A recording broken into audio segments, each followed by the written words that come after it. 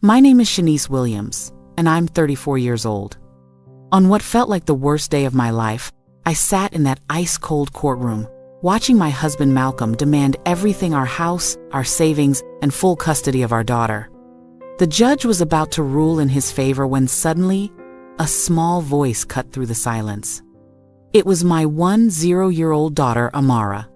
"Your Honor," she said, her voice trembling but clear, "may I show you something that Mom doesn't know about?" The judge nodded. My heart stopped. What could Amara possibly know that I didn't? What secret had my baby been keeping from me? She stepped forward, pulled out her phone, and pressed play. The moment that video started playing on those courtroom monitors, the entire room froze in complete silence. What appeared on that screen didn't just shock the judge, it destroyed my husband's lies and exposed a betrayal so cruel, so calculated, so evil, that I still can't believe it happened to me. But I'm getting ahead of myself. Let me start from the beginning, because you need to understand how a man I loved, a man I trusted with my whole heart, turned into the monster who tried to take everything from me. Before the story begins, please drop a comment telling us which state or city you're watching from. Don't forget to hit that like button and subscribe so we can keep bringing you these powerful true stories. My life in Atlanta used to feel like a blessing. I had a beautiful home in a quiet neighborhood, a daughter who was my whole world, and a husband who I thought loved me. But looking back now, I realize I was living in a carefully constructed lie. Every morning, I woke up at 5 a.m. 5 in the morning, y'all. While Malcolm was still sleeping peacefully in our bed, I was already in the kitchen preparing his breakfast. Eggs, turkey bacon, whole wheat toast, fresh orange juice, and black coffee exactly how he liked it. I made sure his shirts were pressed and hanging in the closet. I made sure his briefcase was by the door. I made sure everything was perfect, because that's what I thought a good wife was supposed to do. By 6:30, I was waking up Amara, my sweet 10-year-old baby girl. I'd help her pick out her clothes, brush her thick curly hair into 2 perfect puffs, make sure she had her homework packed, and prepare her favorite breakfast chocolate chip pancakes with strawberries.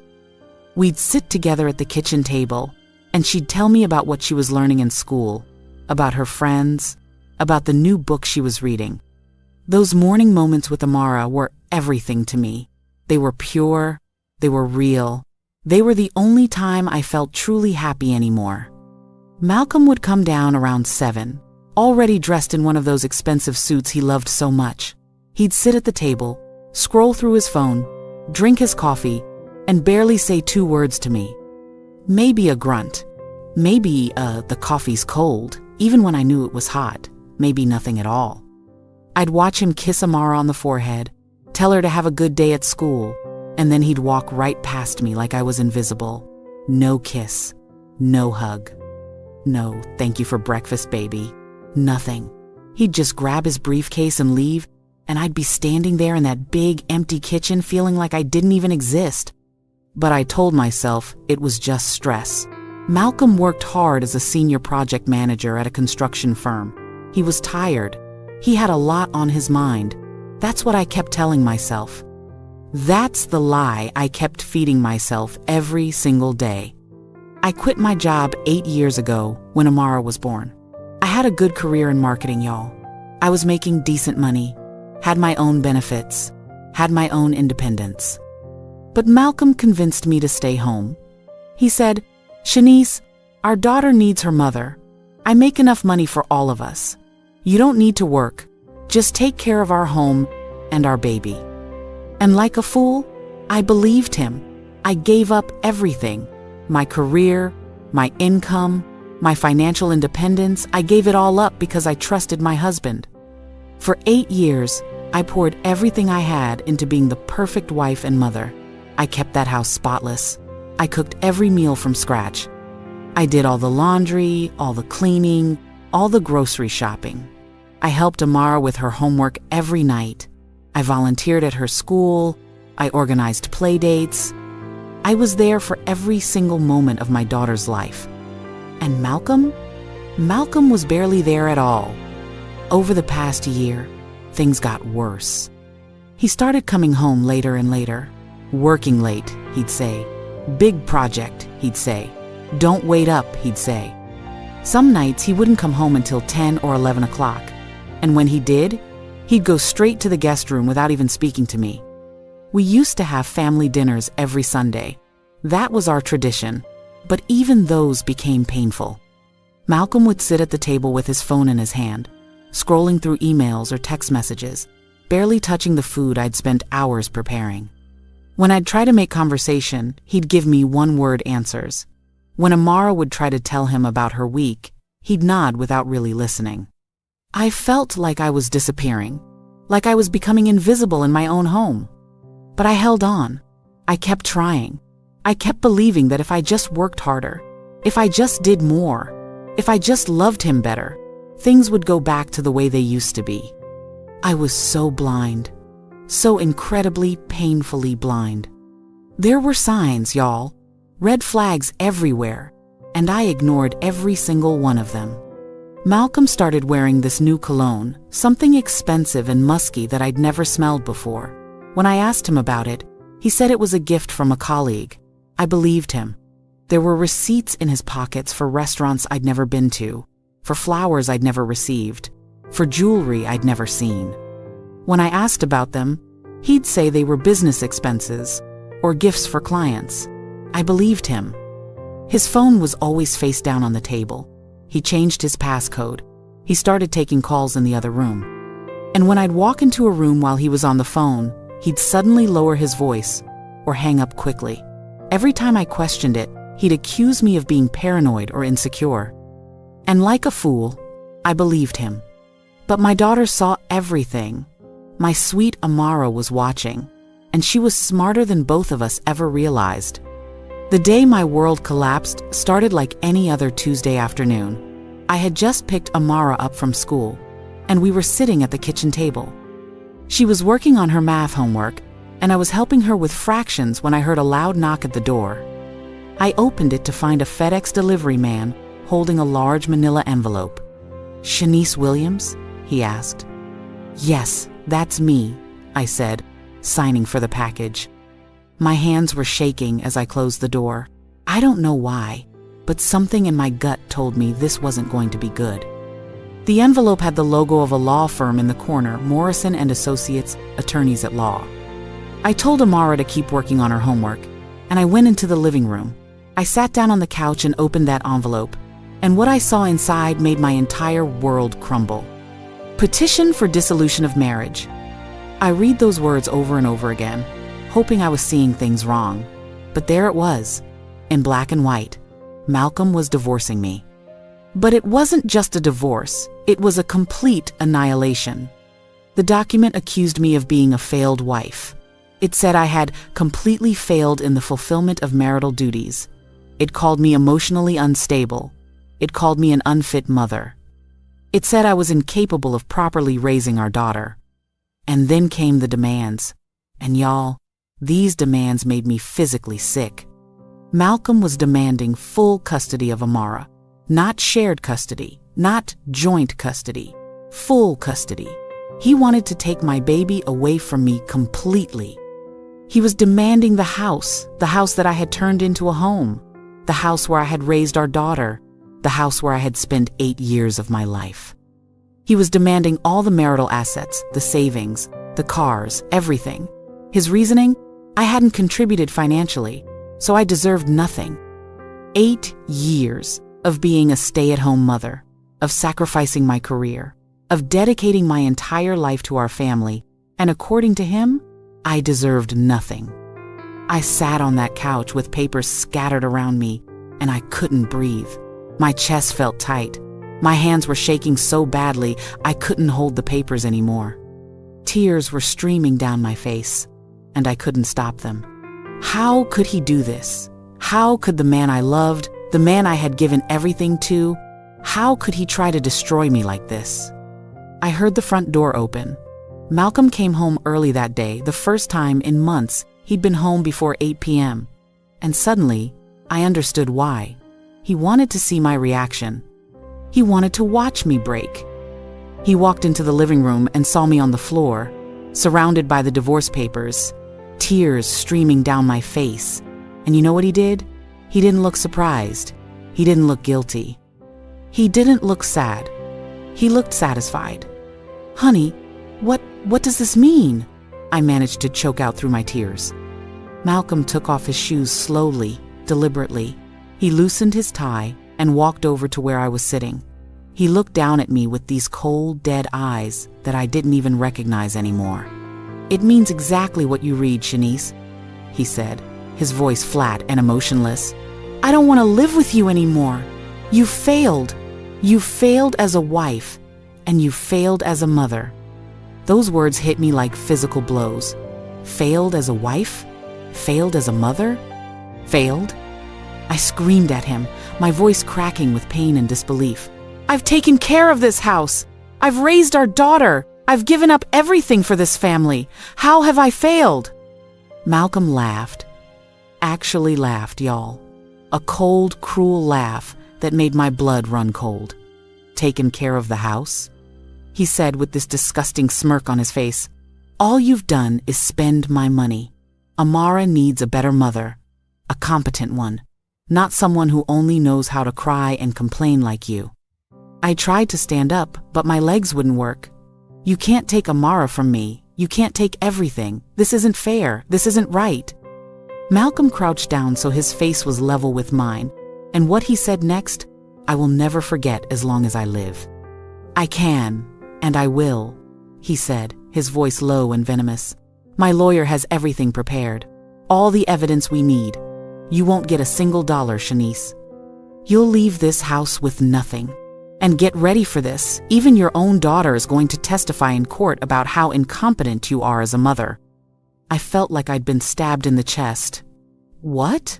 No, Amara would never—" "She will," Malcolm said, standing up and smoothing his suit jacket, "because she knows the truth. You're not fit to be her mother." He walked away from me like he'd just told me what he wanted for dinner, not like he'd just destroyed my entire life. He went upstairs to the guest room and locked the door, leaving me collapsed on the living room floor, sobbing so hard I thought I might die. That night was the longest night of my life. I couldn't sleep. I couldn't eat. I couldn't think straight. All I could do was sit in Amara's room and watch her sleep, terrified that this might be one of the last nights I'd ever get to do this. How could Malcolm say that Amara would testify against me?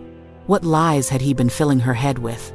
What poison had he been dripping into my baby's ears when I wasn't around? The next morning, I was completely numb. Malcolm acted like nothing had happened. He woke up, got dressed in another one of his expensive suits, and went to wake up Amara for school. He made her breakfast, something he never did, and I watched from the doorway as he played the role of the perfect father. "Good morning, princess," he said to her, his voice dripping with fake warmth. "Daddy made you some cereal. Let's get you ready for school." Amara looked confused. She kept glancing at me, like she could tell something was wrong. But Malcolm kept her distracted, kept her focused on him. When they left for school, I was alone in that big house, and reality started to sink in. I had to fight this. I had to find a way to protect myself and my daughter. But how? I had no money. For 8 years, Malcolm had controlled all the finances. He gave me a monthly allowance for groceries and Amara's school expenses. But that was it. I had no savings of my own, no income, no financial independence whatsoever. My hands shaking, I grabbed my phone and opened our banking app. We had a joint account, the one I thought was our family's emergency fund. The account that was supposed to have our savings in it. I entered the password, waited for the app to load, and when I saw the balance, I thought I was going to pass out. $0, 0 cents. That account was completely empty. No, I whispered, refreshing the app over and over again, hoping it was some kind of error. But the number didn't change, 0. I clicked on the transaction history with trembling fingers, and what I saw made me want to scream. For the past 6 months, Malcolm had been systematically withdrawing money from our account. Large amounts, $10,000 here, $20,000 there, $15,000, $30,000. The withdrawals happened every few weeks. and every single one of them was transferred to an account I didn't recognize. The last withdrawal had been made 3 days ago. He had emptied the remaining $75,000 from our account, leaving me with absolutely nothing.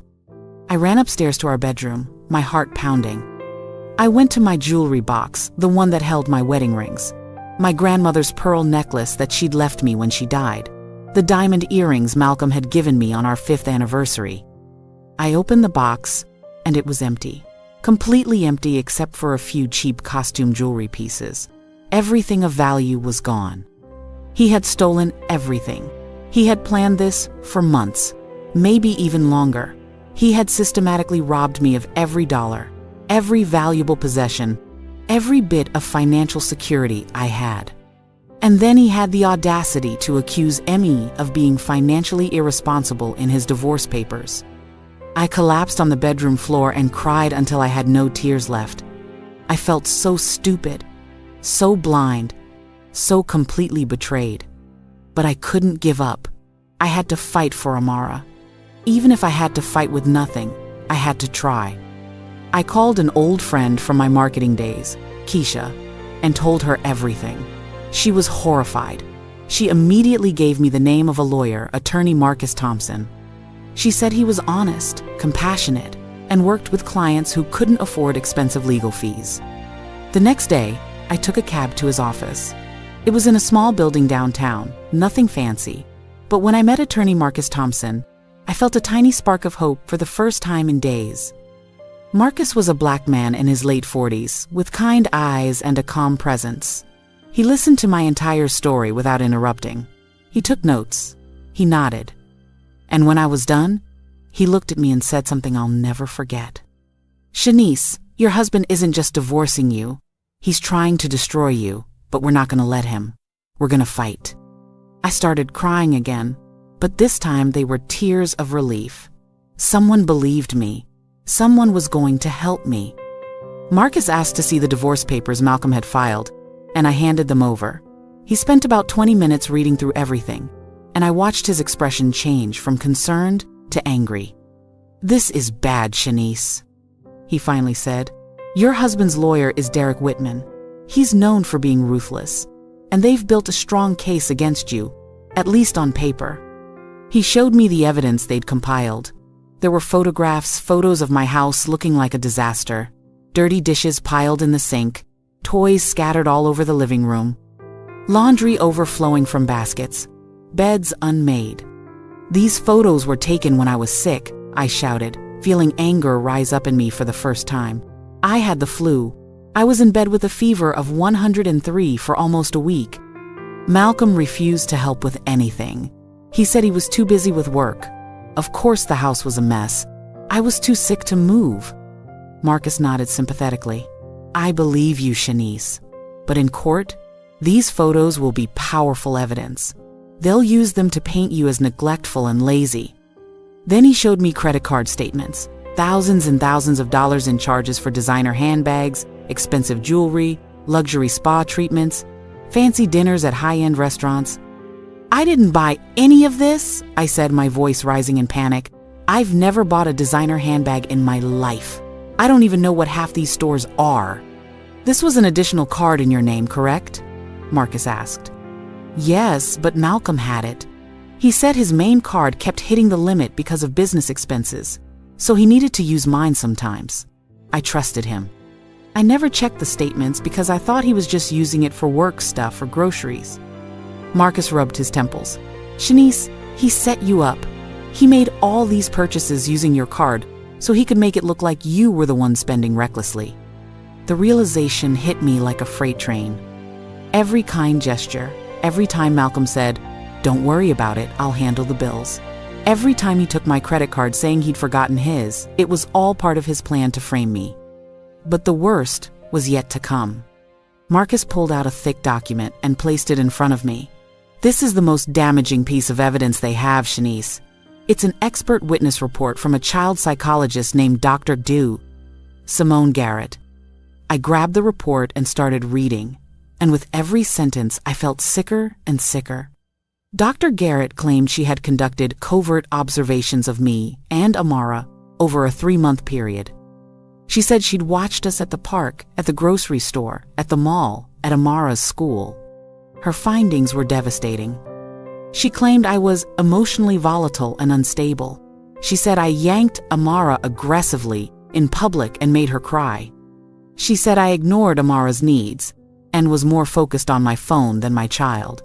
She said when Amara fell at the playground, I reacted with excessive hysteria that further traumatized the child. Her professional conclusion? That I suffered from emotional dysregulation and projected my unhappiness onto my daughter. She recommended that full custody be granted to Malcolm for the child's psychological well-being and mental health. I threw the report across the room.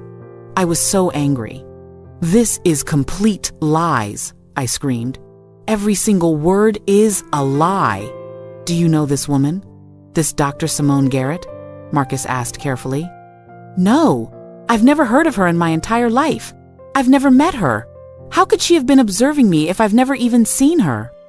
Marcus leaned back in his chair. That's what makes this so dangerous, Shanice. Her credentials are legitimate. She's a licensed psychologist with years of experience.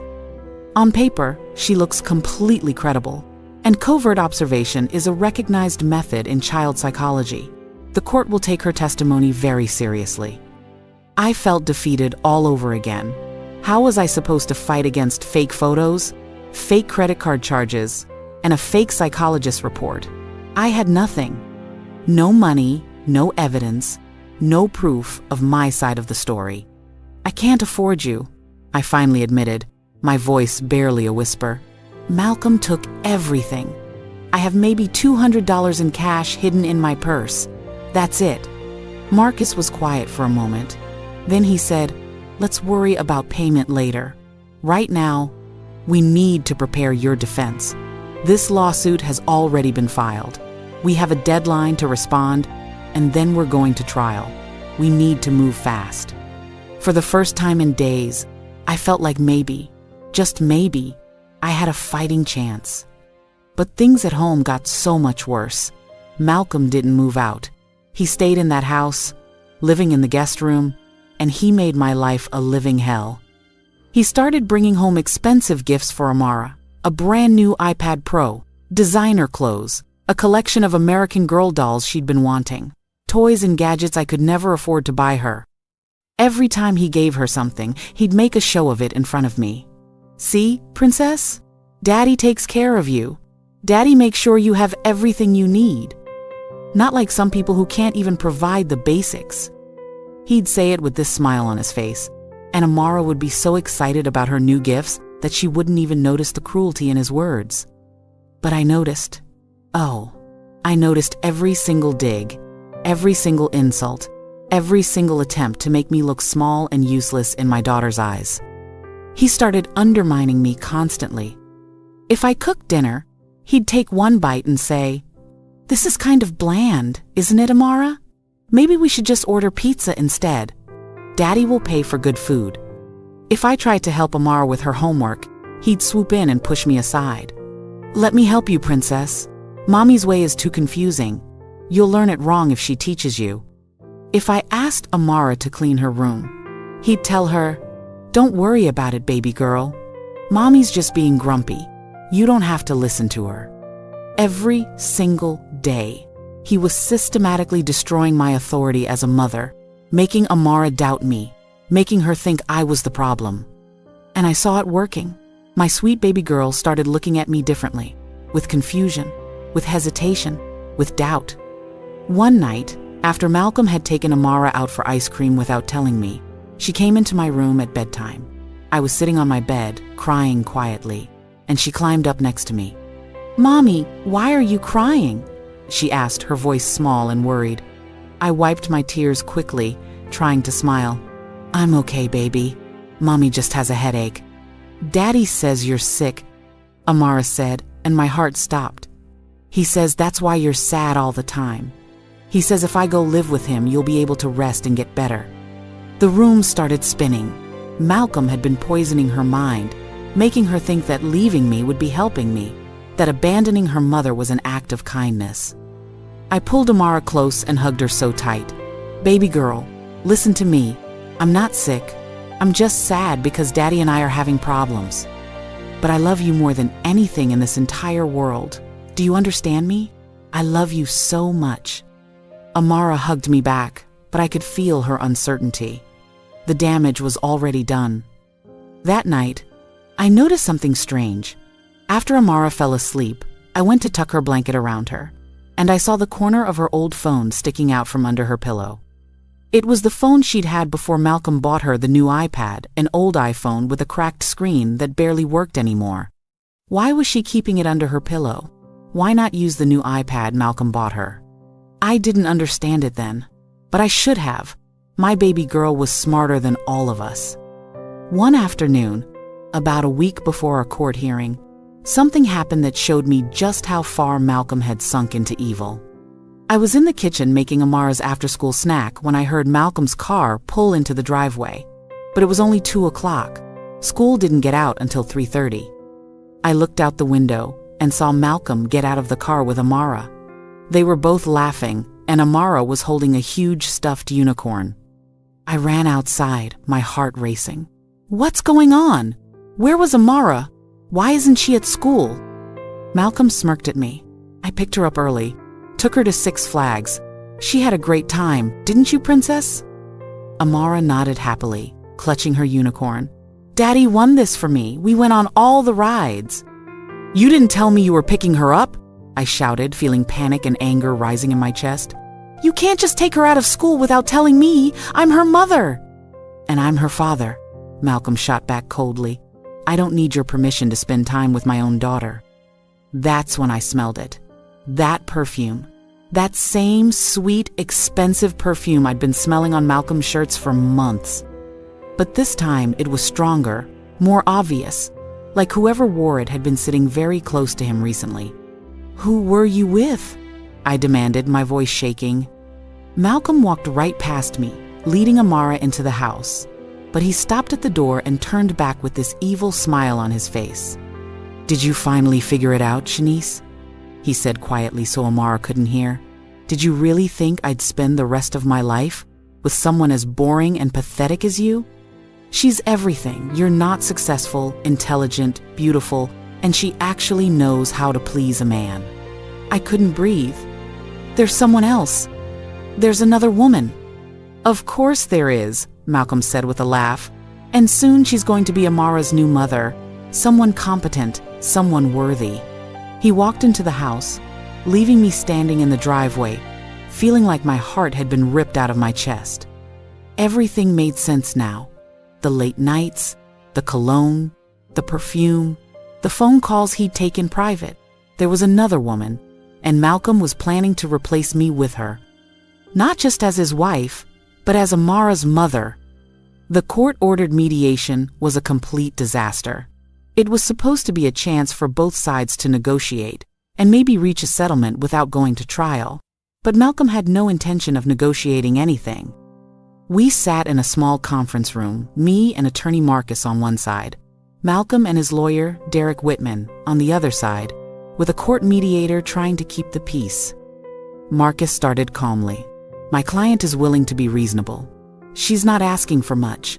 Shanice just wants shared custody of Amara and a fair division of the marital assets. She's willing to discuss the details. Before Marcus could even finish his sentence, Derek Whitman cut him off with a wave of his hand. There's nothing to discuss, Whitman said sharply. He was a tall white man in an expensive designer suit, and he spoke with this arrogant tone that made my blood boil. Our client's position is clear and non-negotiable. He slammed a thick folder onto the table, making me jump. Mrs. Williams has failed in every aspect of this marriage, Whitman continued, his voice dripping with contempt. The evidence we have, photographic evidence, financial evidence, and expert psychological testimony proves beyond any doubt that she is unfit as a wife and as a mother. That's not true, I started to say, but Marcus put his hand on my arm, silently telling me to stay calm. Whitman ignored me completely and kept talking. Our client is generously offering Mrs. Williams the opportunity to walk away from this marriage with her dignity somewhat intact. If she signs the agreement we've prepared, she can leave without a drawn-out trial that will publicly humiliate her." "What agreement?" Marcus asked, though his tone made it clear he knew it wouldn't be fair. Whitman pulled out another document and slid it across the table. Marcus and I read it together, and I felt sick. The agreement gave Malcolm full custody of Amara. I would get supervised visitation only 2 hours every other Sunday, supervised by a court-appointed monitor. I would get none of the marital assets. No house, no savings, no cars, nothing. I'd have to leave with only my personal belongings. "This is insane," I shouted, unable to stay quiet anymore. "You want to take my daughter and leave me homeless with nothing?" Malcolm finally spoke up, and his voice was calm and measured, like he'd practiced this speech. "Shanice, I'm trying to do what's best for Amara. She needs stability. She needs a parent who can provide for her emotionally and financially. You've proven you can't do either." "I'm her mother," I screamed, tears streaming down my face. "I've taken care of her every single day of her life. How dare you sit there and say I can't provide for her emotionally?" "This is exactly what we're talking about," Whitman said, pointing at me like I was an exhibit. "Emotional instability, volatile behavior. This is why our expert witness determined that Mrs. Williams is unfit." The mediator tried to calm things down. "Perhaps we can find some middle ground." "There is no middle ground," Whitman interrupted. "Sign the agreement, Mrs. Williams, or we'll see you in court. And I promise you, what we'll present at trial will be far more damaging than what you've seen so far."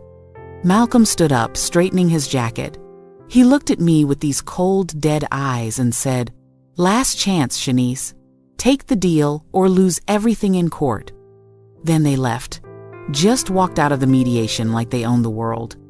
Marcus and I sat there in stunned silence. Finally, he turned to me and said, "Shanice, I won't lie to you. This is going to be an uphill battle. They have evidence that looks convincing to a judge who doesn't know the full story.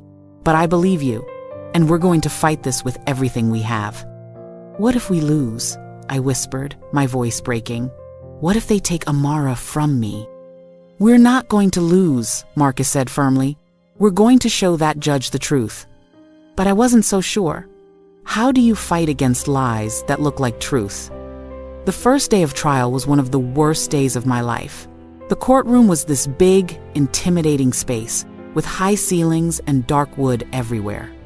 The judge sat up on this platform that made him look like he was a mile above us. Everything about it was designed to make you feel small and powerless. And that's exactly how I felt. Small, powerless, terrified. Malcolm sat on the other side of the courtroom with Derek Whitman, and he looked so confident, so calm, like he'd already won. He didn't even glance in my direction. To him, I was already gone, already erased.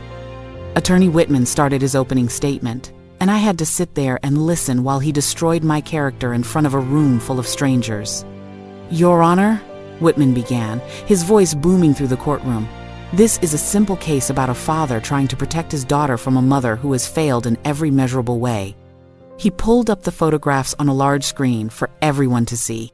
My dirty kitchen, my messy living room, my unmade beds.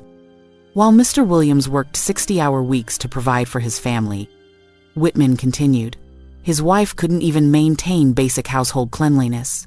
These photos show a pattern of neglect and laziness. I wanted to scream.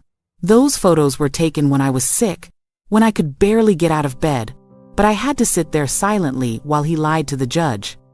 Then came the credit card statements.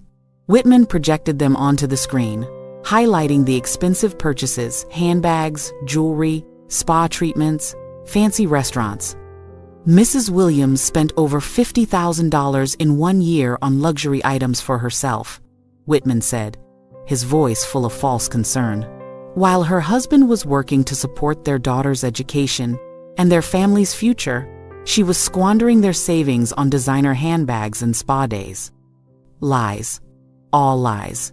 But they looked so convincing on that screen, with the numbers and dates and receipts, all official looking. Marcus did his best in his opening statement.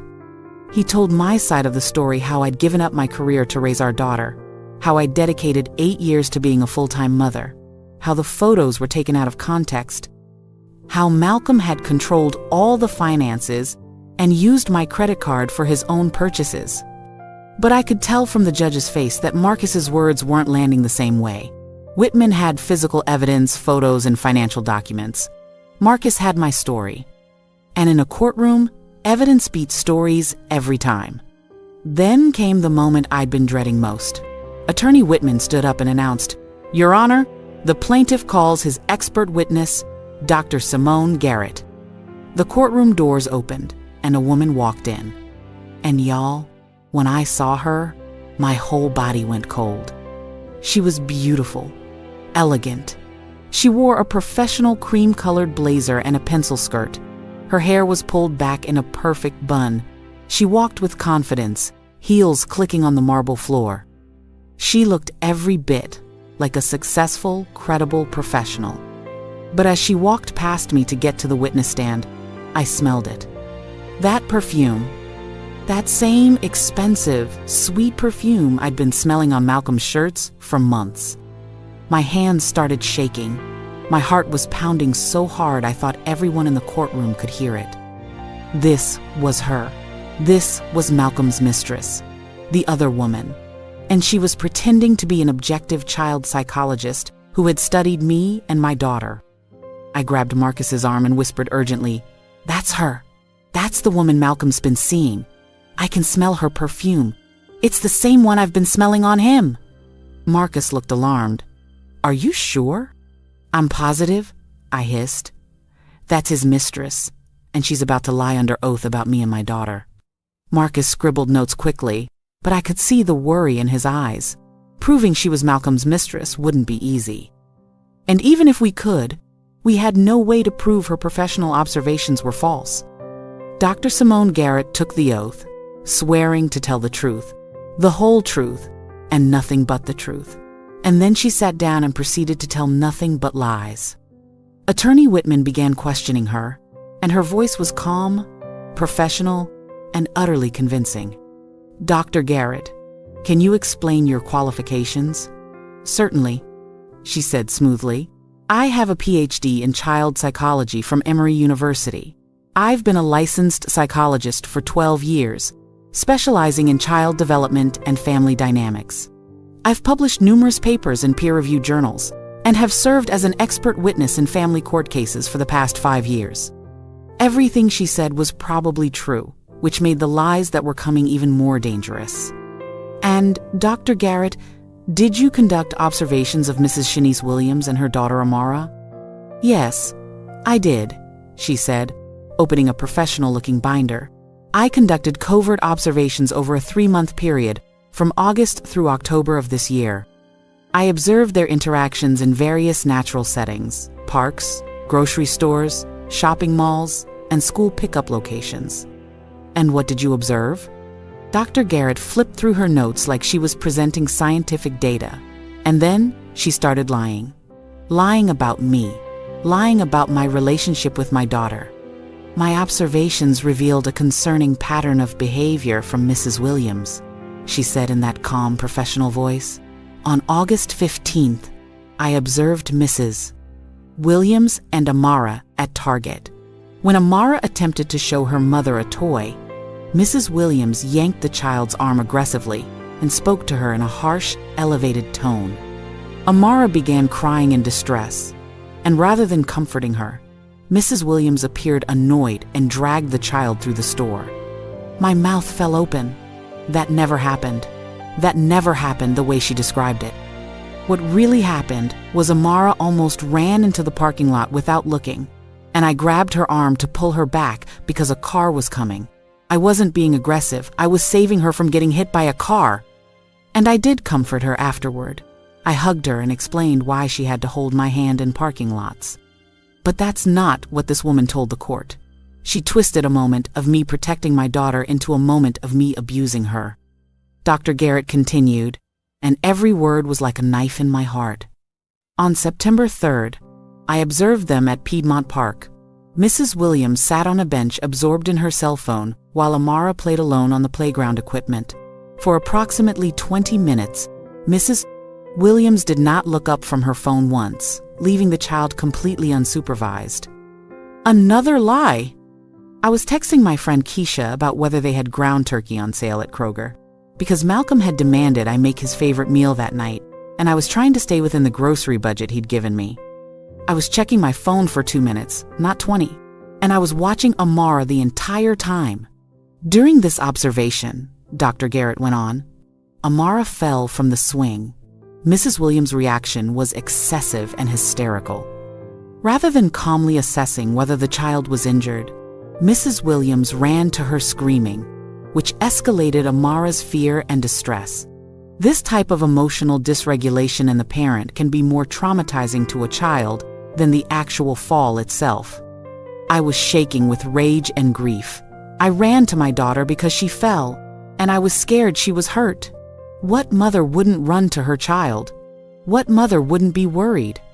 She was twisting my love and concern into something pathological. Dr. Garrett delivered her final conclusions, and they were devastating. Based on my professional observations and expertise, I concluded that Mrs. Shanice Williams displays significant signs of emotional instability and poor impulse control. She projects her own emotional distress onto her daughter, creating an unhealthy dynamic. She lacks the consistent emotional regulation necessary for healthy child rearing. She closed her binder and looked directly at the judge. In my professional opinion, Your Honor, Amara would be psychologically and emotionally better served by residing primarily with her father, Mr. Williams, who has demonstrated stable, consistent, and nurturing behavior. I recommend full custody be granted to the father. The courtroom was completely silent. Her testimony had been so smooth, so professional, so convincing. She sounded like an objective scientist presenting findings, not like a mistress lying to help her lover steal his wife's child. I looked at the judge, and my heart sank. He was nodding slightly, taking notes, clearly taking her seriously. Marcus stood up for cross-examination, and he tried his best. Dr. Garrett, these observations you conducted, were they authorized by Mrs. Williams? Did she consent to being studied? Covert observation is a standard and accepted method in my field, Doctor. Garrett responded smoothly. The strength of this method is that subjects behave naturally when they're unaware of being observed. It provides the most accurate data. But you were paid by Mr. Williams for this testimony, isn't that correct? I was compensated for my professional services, yes. But my findings are objective and based solely on my observations and professional training, not on who paid my fee. She was good, too good. She had an answer for everything. Marcus tried a few more questions, but she deflected them all with professional ease, and the judge seemed satisfied with her responses. When she finally stepped down from the witness stand, she walked past me again, and I swear I saw the tiniest smirk on her face. She knew she'd won. She knew her lies had been believed. Malcolm's side rested their case, and it was our turn. But what did we have? My word against their evidence. The second day of trial was even worse than the first. It was my turn to testify, and I was terrified. Marcus had warned me that Attorney Whitman would try to provoke me, would try to make me emotional and upset, so I'd look exactly like the unstable woman Dr. Garrett had described. Marcus examined me first, and he was gentle. He asked me to explain my life as a stay-at-home mother, my relationship with Amara, my daily routine. I told the truth about everything, about quitting my job to raise our daughter, about the sacrifices I'd made, about how much I loved being Amara's mother. I explained the context of those photos. I had the flu, Your Honor. I had a fever of 103 degrees. I was in bed for almost a week, and Malcolm refused to help around the house. He said he was too busy with work. When I was finally well enough to get up, I cleaned everything. But he took those photos during the worst of it, when I was too sick to even stand up. I explained the credit cards. That was an additional card in my name, but Malcolm used it all the time. He'd tell me his main card hit the limit because of business expenses. I trusted him. I didn't know he was buying all those things and charging them to my account to make me look bad. I was doing okay. I was staying calm, explaining things clearly. Marcus smiled at me encouragingly when he finished his questions.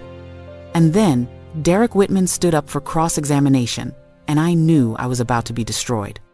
He walked toward me slowly, like a predator approaching prey.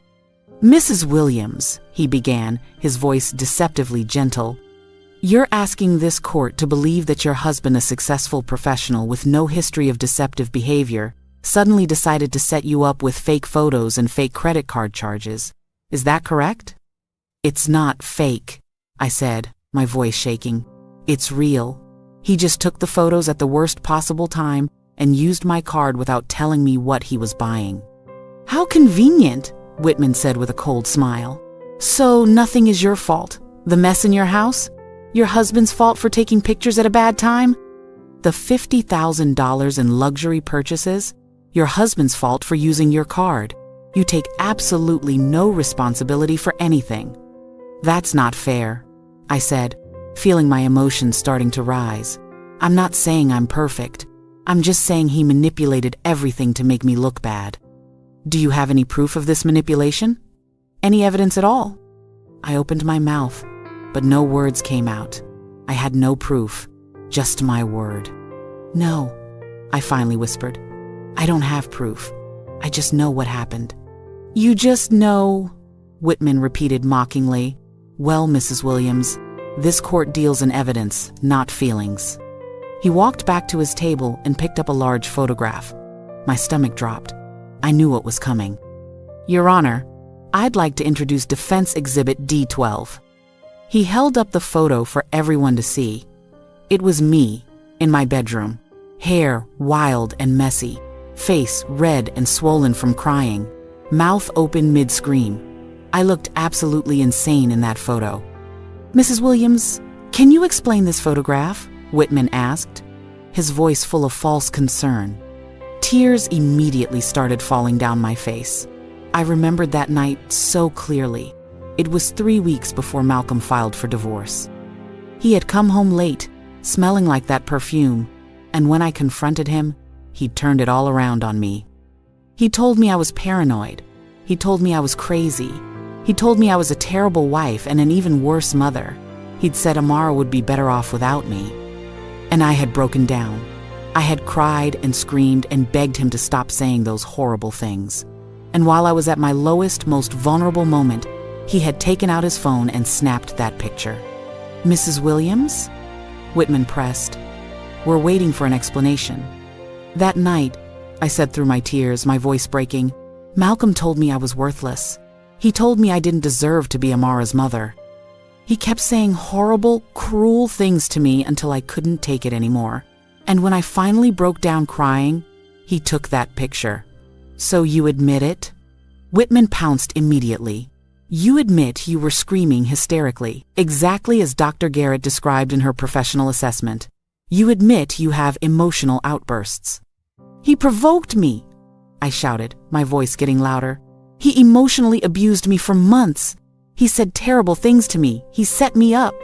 "Mrs. Williams, please calm down," the judge said, his voice stern. But I couldn't calm down. All the pain, all the betrayal, all the injustice of this entire situation came pouring out.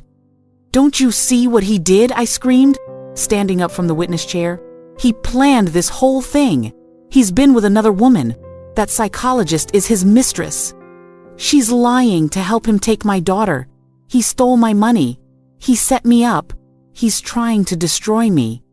"Mrs. Williams, sit down," the judge shouted, banging his gavel.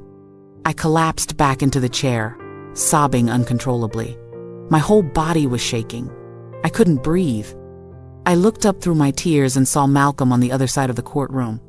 He had his head bowed, and he was making this sad, hurt expression, like I was the one hurting him, like I was the crazy one, like I was the problem. And sitting in the gallery behind him, Dr. Simone Garrett sat with her hands folded in her lap, the smallest smile on her face. They'd won. They'd provoked me into doing exactly what they wanted. I'd looked unstable. I'd looked hysterical. I'd looked exactly like Dr. Garrett had described me in her fake psychological report. Attorney Whitman walked back to his table, satisfaction written all over his face. "No further questions, Your Honor." Marcus tried to do damage control, but there was no coming back from that. The judge had seen me lose control. The judge had seen me scream and cry and fall apart. When we left the courtroom that day, Marcus put his hand on my shoulder and said, "Shanice, I'm so sorry, but we're not done fighting. We still have one more day." But I knew the truth.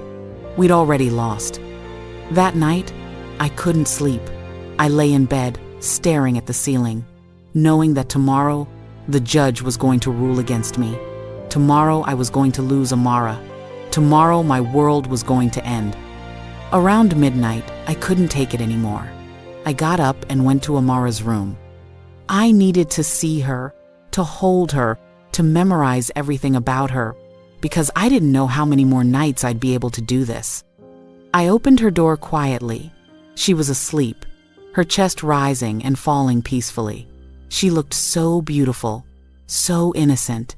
She had no idea her whole life was about to be turned upside down. I sat on the edge of her bed and just watched her sleep. I stroked her hair gently. I whispered, "I love you, baby girl. No matter what happens tomorrow, please never forget that Mommy loves you more than anything in this whole world." I stood up to leave, and that's when I saw it again. That old cracked phone peeking out from under her pillow. Why did she keep that broken thing? She had the brand new iPad Malcolm bought her. Why was this old, barely functional phone so important to her that she slept with it under her pillow every night? I stood there, looking at it for a long time, confused, but I was too emotionally exhausted to think about it. I kissed Amara on the forehead and went back to my room, not knowing that my daughter had been carrying the answer to all of this under her pillow the whole time. The next morning came too fast. Judgment Day. The day the judge would make his final ruling. The day I would either keep my daughter or lose her forever. I got dressed in the best outfit. I had a simple navy dress that I'd worn to job interviews years ago. I looked at myself in the mirror and barely recognized the woman staring back at me. I looked exhausted, defeated, broken. Marcus picked me up and drove us to the courthouse. The whole drive, he tried to prepare me for what was coming. "Shanice, you need to be ready for this ruling," he said gently. "Given how the trial went, given your testimony, I think we need to prepare for the possibility that—" "I know," I interrupted him. "I'm going to lose." "We can appeal," Marcus said quickly. "If the ruling goes against you, we can file an appeal. We can keep fighting." But I didn't have the strength to keep fighting. I felt like I'd already lost everything that mattered. We entered the courtroom, and it felt even colder than before, like walking into a tomb. Malcolm was already there with Attorney Whitman, both of them looking confident and relaxed. Dr. Simone Garrett sat in the gallery, wearing another expensive outfit, ready to celebrate her victory. The judge entered, and we all stood. This was it. This was the moment my life would either be saved or destroyed. "Please be seated," the judge said, settling into his chair. He opened the thick file in front of him and began to speak. "This court has reviewed all evidence submitted by both parties, heard testimony from witnesses, and carefully considered the arguments presented. This is never an easy decision, as it involves the well-being of a minor child." My heart was pounding so hard I thought I might pass out. "The plaintiff, Mr. Williams, has presented substantial evidence supporting his claims. The photographic evidence demonstrates a pattern of household neglect. The financial evidence shows significant irresponsible spending, and most significantly, the expert testimony from Dr. Simone Garrett provides professional, objective assessment of the defendant's emotional state and parenting capabilities." Every word felt like a nail in my coffin. "Furthermore," the judge continued, "this court witnessed firsthand the defendant's emotional instability during her testimony. Mrs. Williams's outburst in this courtroom, her inability to maintain composure, and her accusations without supporting evidence all corroborate Dr. Garrett's professional assessment." I closed my eyes. This was it. He was going to give Malcolm everything. Therefore, Having considered all evidence presented, and most importantly, considering what is in the best interest of the minor child Amara Williams, this court rules." He raised his gavel, ready to bring it down on my life. And then I heard it. A small voice from the back of the courtroom. "Stop!" Everyone turned at once. Standing in the doorway was Amara, my 10-year-old daughter, in her school uniform backpack still on her shoulders. "Amara?" I whispered, not believing what I was seeing. How was she here? Who brought her? School was in session. Malcolm's reaction was immediate and violent. He jumped up from his chair, his face going white as a sheet. "Amara, what are you doing here? Get out! You can't be here!" he shouted, his voice panicked in a way I'd never heard before. But Amara didn't move. She stood in that doorway, small and scared but determined. "Mr. Williams, sit down," the judge commanded, his voice sharp. Malcolm was shaking. "Your Honor, this is inappropriate." "I said, sit down," the judge repeated, banging his gavel. Attorney Whitman was on his feet too, looking just as panicked as Malcolm. "Your Honor, this is a clear violation of court procedures. A minor child has no business being in this courtroom during proceedings that concern her. I demand she be removed immediately." But the judge held up his hand. His eyes were fixed on Amara, and there was something in his expression that I couldn't quite read. Curiosity, maybe, or suspicion. "Young lady," the judge said, his voice gentler than I'd ever heard it, "how did you get here? Who brought you to this courtroom?" Amara walked down the center aisle, her footsteps echoing in the silent room. She walked past the rows of seats, past Attorney Whitman and Malcolm, past me, though she gave me the quickest glance that seemed to say, "It's okay, Mommy," and she walked right up to the judge's bench. She was so small standing there, looking up at him, but her voice was clear and strong when she spoke. "I came by myself, Your Honor," she said. "Well, my Auntie Keisha drove me, but I asked her to. She's waiting outside." "And why did you come here, sweetheart?" the judge asked. Amara took a deep breath, and I saw her hands trembling as she clutched her backpack straps. "Because I heard Daddy tell Miss Simone that you were going to take me away from Mommy today. And that's not fair, because Daddy lied. Daddy and Miss Simone both lied." The courtroom erupted. Malcolm was shouting. Attorney Whitman was objecting, but the judge banged his gavel hard, multiple times. "Order! Everyone be quiet!" In the chaos, I saw Dr. Simone Garrett in the gallery. She had stood up halfway, like she was about to run. Her face had gone from smug confidence to pure terror. The judge looked at Amara again. "You said your father lied. What do you mean?" "Your Honor, this is completely inappropriate," Attorney Whitman shouted. "You cannot allow a child to testify without proper procedures." "I'm not testifying," Amara said, her voice stronger now. "I'm showing you something." She swung her backpack around and unzipped it. From inside, she pulled out her old phone, the cracked one, the one she'd been sleeping with under her pillow. My heart stopped. What was on that phone? "Your Honor," Amara said, holding up the phone, "may I show you something that Mom doesn't know about?" The judge stared at her for a long moment. Then he nodded. "Yes, sweetheart. Yes, you may." "No!" Malcolm screamed, lunging toward the front of the courtroom. "You can't! That's private! That's my home! She can't!" Two bailiffs grabbed Malcolm and forced him back into his seat. He was still struggling, still shouting, and I had never seen him look so terrified. In the gallery, Dr. Simone Garrett had turned toward the exit, but a female bailiff was already blocking the door. A court clerk came forward and helped Amara connect her phone to the courtroom's display system. The large monitors on the walls flickered to life, showing Amara's phone screen. I held my breath. What was my daughter about to show? Amara's small finger pressed the play button on a video file. The video started. And from the very first second, I knew Malcolm's life was over. The video showed our living room.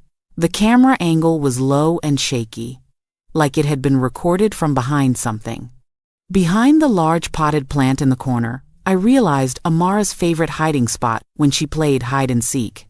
The timestamp said it was from 3 weeks ago, around 10 p.m. On the screen, Malcolm walked into the living room, and right behind him was Dr. Simone Garrett, not in her professional blazer, but in casual clothes, her hair down, looking completely comfortable in my home. Malcolm pulled her close to him and kissed her deeply, his hands running through her hair, in the living room where we had spent 10 years of marriage, where our daughter played. Gasps echoed through the courtroom. Someone in the gallery said, "Oh my God." I couldn't breathe. I had known there was another woman, but seeing them together in my home, it felt like being stabbed. But the video was just beginning. The audio was clear, too clear. Simone's voice came through the speakers. "Baby, are you sure this plan is going to work? What if Shanice suspects something?" Malcolm laughed, actually laughed. "Shanice, please. That woman is completely clueless. She's too busy playing housewife to notice anything. I've been moving money out of our accounts for 6 months, and she hasn't noticed a single thing." "How much have you moved?" Simone asked. "Almost 400,000 so far," Malcolm said proudly. "All safely in that offshore account under your name. Once this divorce is final and I get the house, we'll sell it and move to Miami like we planned, far away from her." I felt Marcus grab my hand and squeeze it. Evidence. Real, undeniable evidence that Malcolm had stolen our money. On the screen, Simone moved closer to Malcolm, running her fingers down his chest. "And you're sure you'll get custody of Amara?" "Baby, I've got the best lawyer in the city," Malcolm said confidently. "And more importantly, I've got you. Your testimony as an expert psychologist is going to seal the deal." My hands flew to my mouth. He had just confessed. He had just admitted that Dr. Garrett was his mistress, not an objective expert. The video continued. "But what if Amara doesn't want to come with you?" Simone asked. "She seems really attached to her mother." Malcolm's laugh was cold and cruel. "Amara's 10 years old. Kids are easy to manipulate. I've been buying her all these expensive gifts, undermining Shanice's authority. By the time the court gives me custody, Amara won't even want to be with her mother anymore. And if she does, well, kids adjust. You'll be her new mom, a better mom. Someone successful and intelligent, not some unemployed housewife." Simone giggled. "You're terrible." "I'm practical," Malcolm corrected. "Shanice gave up her career to raise Amara, which means she contributed nothing financially. Legally, I can argue she deserves nothing. And with your expert testimony saying she's emotionally unstable, I'll get everything. The house, the kid, everything." "What about your testimony?" Simone asked. "What if their lawyer tries to discredit me?" The next part of the video made my blood run cold. Malcolm pulled out his phone and showed Simone the screen. "This is my insurance policy." On his phone was the photo of me crying hysterically, the one Attorney Whitman had shown in court. "I took this 2 weeks ago," Malcolm explained. "I spent about an hour telling Shanice what a terrible wife and mother she was, how useless she was, how Amara deserved better than her. I kept pushing and pushing until she finally broke down. And when she was at her most emotional, I snapped this photo." "Malcolm, that's brilliant," Simone said with admiration. "I know," Malcolm said smugly. "At the trial, I'll provoke her again. I'll make her lose her temper in front of the judge. Once she has an emotional outburst in court, your psychological assessment will look perfect. The judge will see for himself that she's unstable. No one will question your professional opinion." They kissed again, and then Malcolm raised his wine glass. "To freedom," he toasted. "To getting rid of dead weight." Simone raised her glass too. "To our new life together. And to that stupid woman finally getting what she deserves, absolutely nothing." They clinked glasses and laughed. The video ended. The screen went black. The courtroom was dead silent for maybe 3 seconds. And then everything exploded into chaos. "Oh my God! They planned the whole thing! That woman is his mistress. He set her up." I couldn't move. I couldn't speak. Tears were pouring down my face, but I couldn't even feel them. I was in shock. Complete and total shock. Malcolm was on his feet, screaming, "That video is fake! It's edited. She made it up. You can't use that as evidence." "Sit down!" the judge roared, his face red with fury. Attorney Whitman looked like he was going to be sick. All the color had drained from his face. His entire case, his entire reputation, had just been destroyed in 3 minutes. And Dr. Simone Garrett, she had bolted for the door, but the bailiff blocked her path. When she realized she was trapped, she collapsed on the floor, sobbing. "He made me do it!" she screamed. "Malcolm planned everything! He told me what to say! He promised he was going to marry me! I did this because I loved him!" "She's lying!" Malcolm shouted back. "She seduced me! She came up with this whole plan! I'm the victim here!" "Silence!"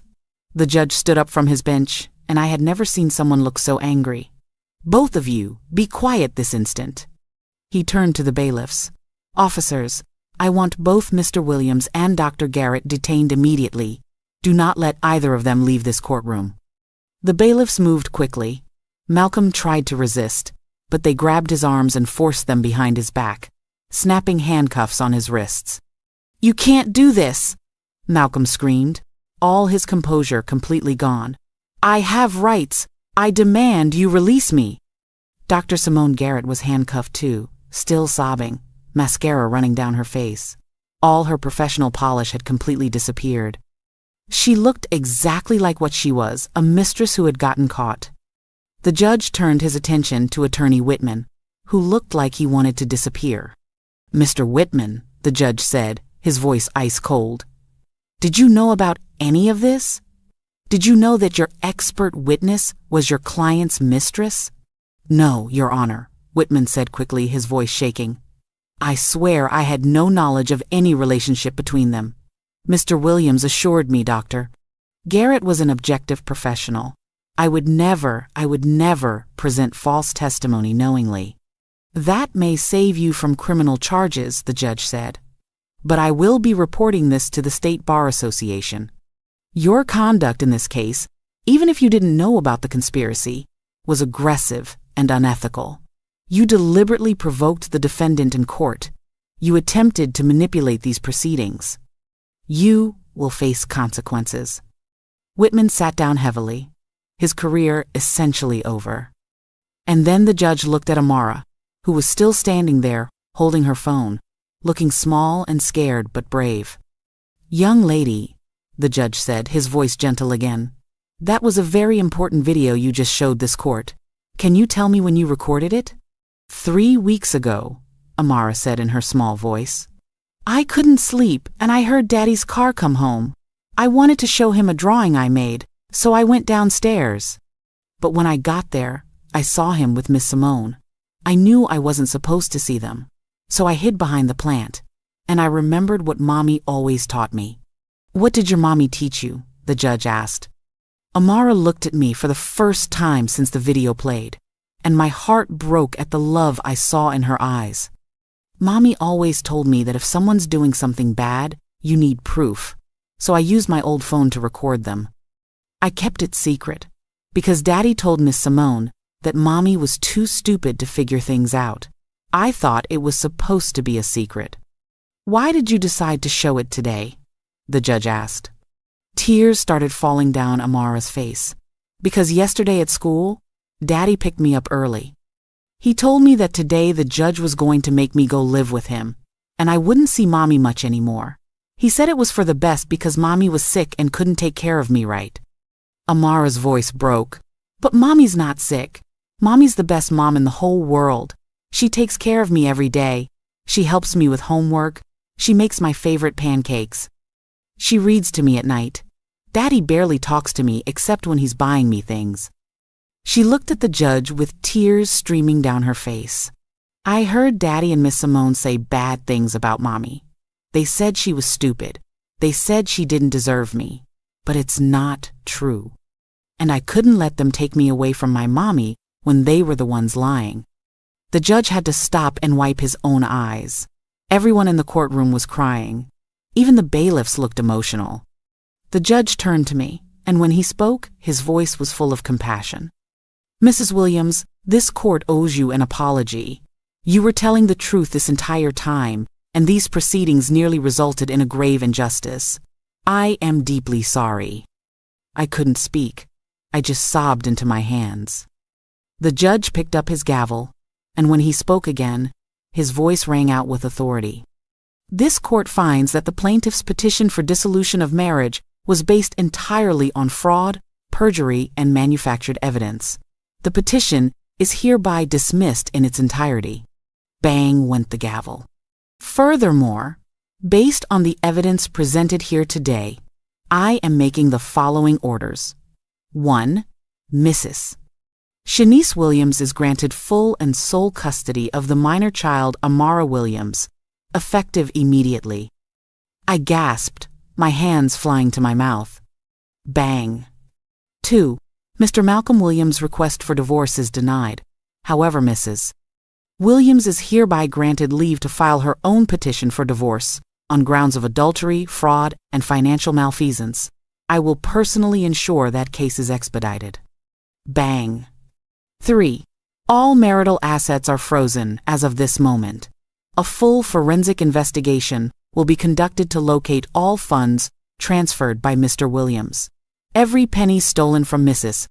Williams will be recovered and returned to her. Bang. 4. The marital home is awarded solely to Mrs. Shanice Williams and her daughter. Bang. And 5. The judge looked at Malcolm and Simone with pure disgust. "Mr. Malcolm Williams and Dr. Simone Garrett, you are both under arrest. The charges include conspiracy to commit fraud, perjury before this court, grand larceny, and evidence tampering. Officers, remove them from my courtroom." Bang. Malcolm was screaming as they dragged him away. "This isn't over. I'll appeal. You can't do this." But he was done. Everyone knew it. Dr. Simone Garrett had stopped fighting. They led her out in handcuffs, her expensive outfit now wrinkled and stained with tears. I sat there in complete shock, unable to process what had just happened. One moment I was losing everything. The next moment, I'd won. Completely and totally won.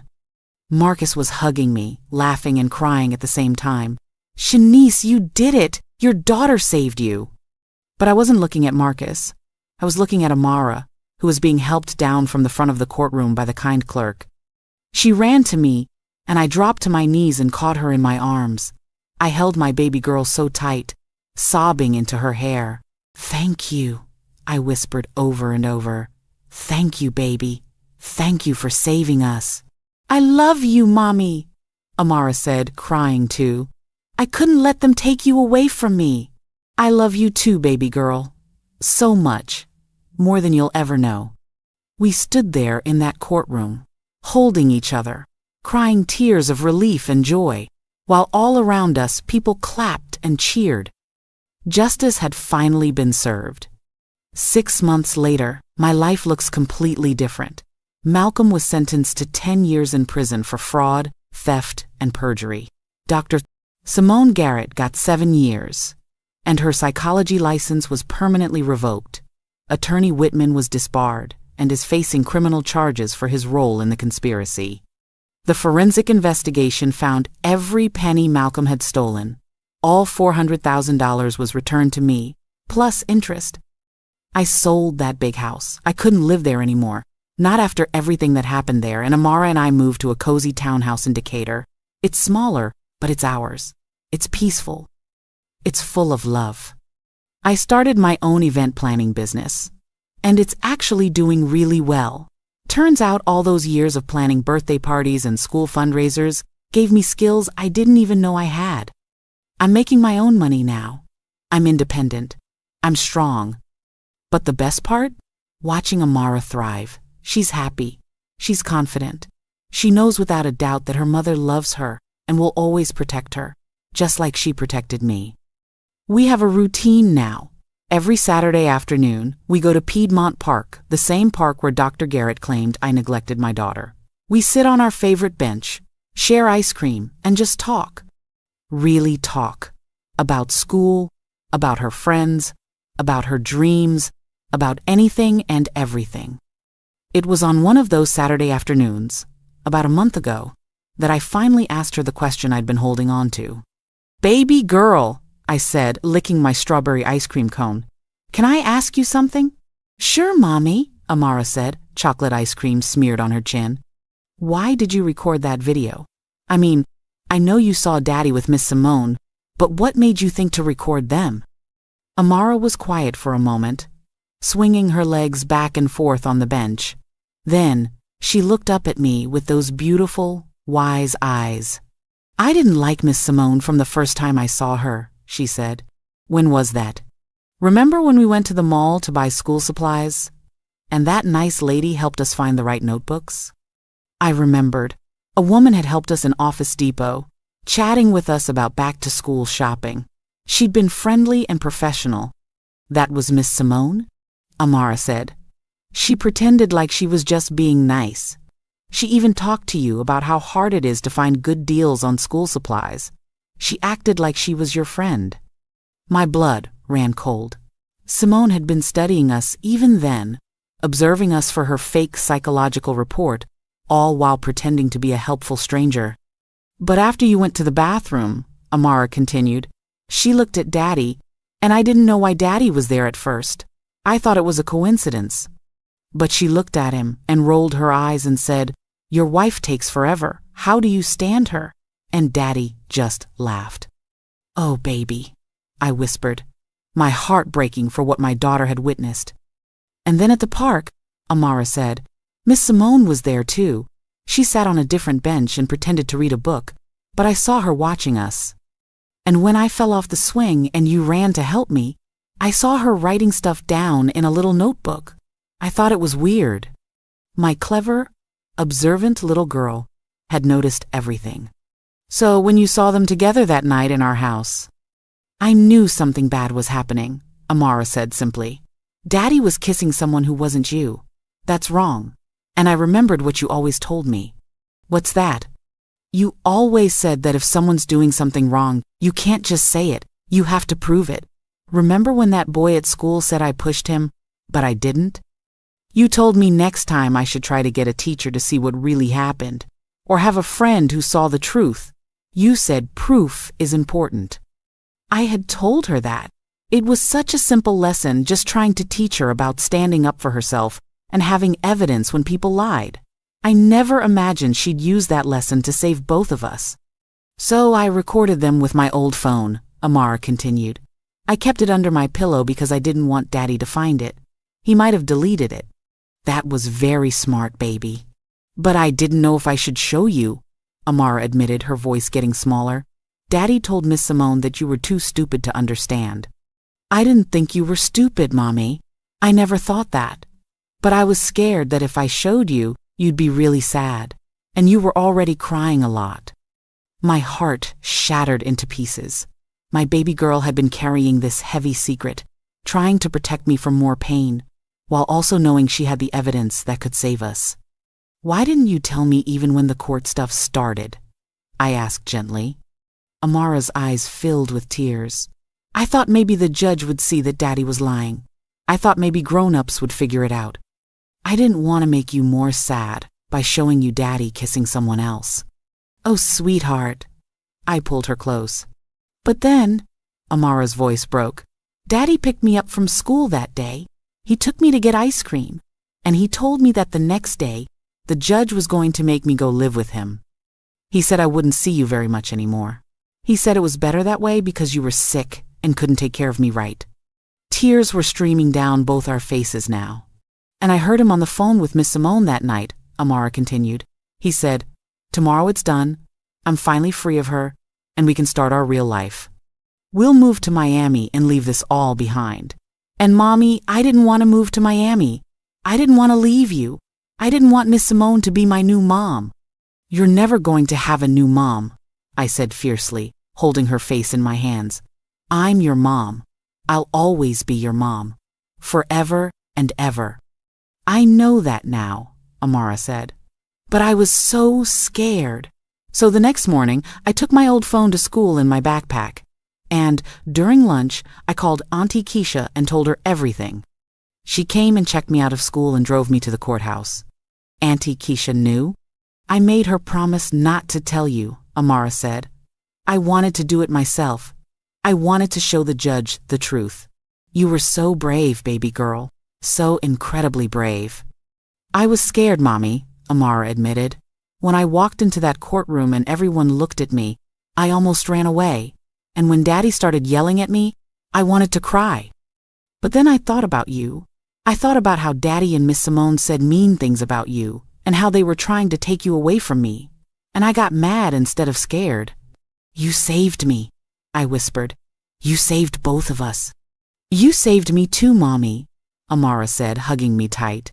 You saved me every day by being the best mom ever, by teaching me right from wrong, by teaching me to stand up for the truth, by loving me so much. That's what saved us. We sat there on that park bench, holding each other, both of us crying happy tears this time. People walking by probably thought we looked silly, this grown woman and her 10-year-old daughter sobbing over ice cream. But we didn't care, because we had won, not just in court but in life. We had survived something terrible, and we'd come out stronger on the other side. Mommy? Amara asked after a while. Yes, baby? I still have the video on my phone. Should I delete it? I thought about that for a moment. That video had saved us, but it also contained such painful memories of betrayal, of cruelty, of a man I'd loved turning into a monster. What do you want to do with it? I asked. I think I want to keep it, Amara said thoughtfully. Not to watch it again, but just to remember that sometimes bad things happen. But if you're brave and tell the truth, good things can win. Out of the mouths of babes, y'all. My 10-year-old daughter had more wisdom than most adults I knew. Then keep it, baby, I said.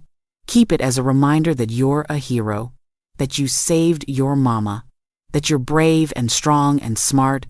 We're both brave and strong and smart, Amara corrected me, smiling through her tears. Yes, we are, I agreed. Looking back now on everything that happened, I still can't believe how close I came to losing everything. If Amara hadn't recorded that video, if she hadn't been brave enough to bring it to court, if she hadn't stood up for the truth, I would have lost my daughter. I would have lost my home. I would have lost everything. Malcolm's plan had been perfect. He had manipulated evidence, stolen money, planted his mistress as an expert witness, and provoked me into looking unstable. Every piece of his conspiracy had worked exactly as he planned it. But he made one fatal mistake.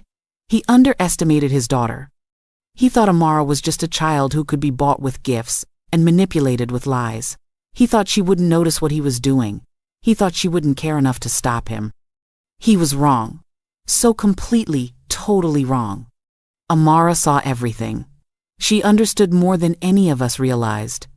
And when it mattered most, when I had nothing left and no way to fight back, my baby girl stepped up and fought for me.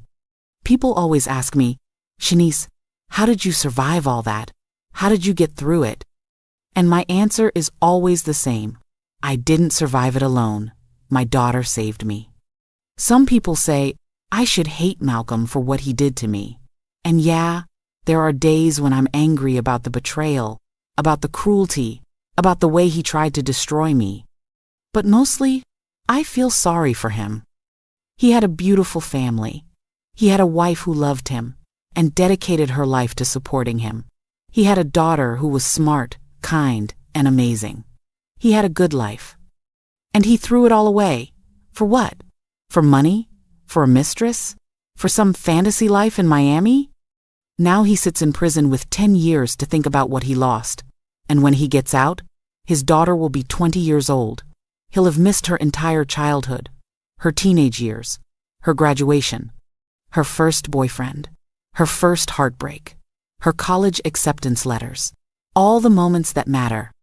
He traded all of that for nothing. Dr. Simone Garrett lost everything too. Her career, her freedom, her reputation. She thought she was going to be Malcolm's wife, Amara's new mother, living in a fancy house in Miami. Instead, she's in prison, branded as a fraud who used her professional credentials to destroy an innocent woman's life. And Attorney Whitman? His law license was revoked. he can never practice law again. His reputation is destroyed. All because he was too aggressive, too willing to bend ethics, too eager to win at any cost. They all paid the price for their lies. But me? I'm finally free. Free from a marriage that had died years ago. Free from a man who never truly loved or respected me. Free from the constant feeling that I wasn't good enough, wasn't doing enough, wasn't enough, period. I'm building a life on my own terms now. A life where I make my own money, make my own decisions, and raise my daughter in a home filled with love and honesty. Is it perfect? No. Some days are hard. Some days I'm tired and overwhelmed trying to run a business while being a single mom. Some days I worry about money, even though I have the $400,000 Malcolm stole from me sitting in my bank account. But even on the hardest days, I wake up knowing that I won. I won my freedom. I won my dignity. I won my daughter. And that's everything. I want to say something to anyone out there who might be going through something similar. If you're in a marriage where you feel invisible, where your partner makes you feel small, where you're constantly being told you're not good enough, please know that you deserve better. If someone is manipulating you, gaslighting you, making you doubt your own reality, please know that you're not crazy. You're not imagining things. Trust your gut. If someone is financially controlling you, isolating you, planning to destroy you, please know that you can fight back. Get help. Document everything. Find a lawyer who will believe you. And most importantly, if you're a mother fighting for your children, never give up. Never stop fighting. Your kids need you. They see more than you think they see. They understand more than you think they understand. And they need their mama. I thought I was weak. I thought I was stupid. I thought I had failed as a wife and a mother. But my daughter proved me wrong. She showed me that I had raised a hero. And if I could raise a daughter that brave, that smart, that strong, then I couldn't have been the failure Malcolm claimed I was. I was a good mother. I am a good mother. And that's what saved us in the end. So to everyone out there watching this video, listening to my story, thank you. Thank you for letting me share what happened to me. Thank you for witnessing my pain and my victory. If this story touched your heart, please hit that like button and subscribe to this channel. Drop a comment and let me know where you're watching from. Your support means everything and helps us bring you more real-life stories like this one. And if you really want to support this channel, consider sending a super thanks. It helps us continue creating content that matters, stories that need to be told, voices that need to be heard. My name is Shanice Williams. I'm 34 years old. I'm a survivor. I'm a business owner. I'm a free woman. But most importantly, I'm Amara's mother, and I always will be. Thank you for listening to my story. I hope it gives hope to anyone out there who feels like they're fighting an impossible battle. Because I'm living proof that sometimes, when everything seems lost, truth and love can still win. The truth always comes to light, always. Thank you so much for watching. I'll see you in the next story. With love and respect,